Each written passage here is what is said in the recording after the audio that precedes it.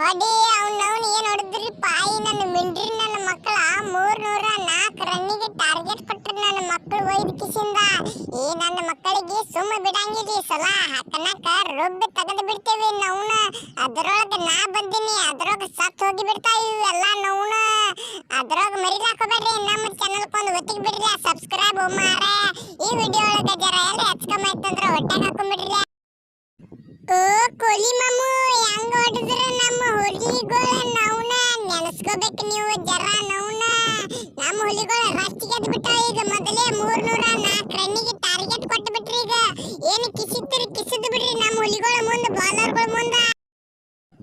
Low Babur ಅಣ್ಣ ಅವ್ರದೊಂದು ಐತಿಪ್ಪ batting. ನಾ ಅಂತ್ರು 69 ಹೊಡೆದೇನಪ್ಪ ನೌನ. ನನ್ನ ಕೈಲಿ ಎಷ್ಟಾದೈತಿ ಅಷ್ಟ ಜರ ಹೊಡೆದಿನಲ್ಲಿ ನೌನ. ಅವ್ರ ಮಂದಿರಿ ಬಾಳಪ್ಪ ಸ್ಟೇಡಿಯಂದಾಗ ನೌನ. ಎಲ್ಲಿ ನೋಡಿದ್ರು ಬರೀ ಚೀರಾಡುದು ಅವ್ರ ಮಂದಿ ಹತ್ರ ನೌನ. ಅದಕ್ಕೆ 5 ವಿಕೆಟ್ ಆದಂಗ ಆಗೈತಿ ನಮ್ಮದ್ ಪರಿಸ್ಥಿತಿ.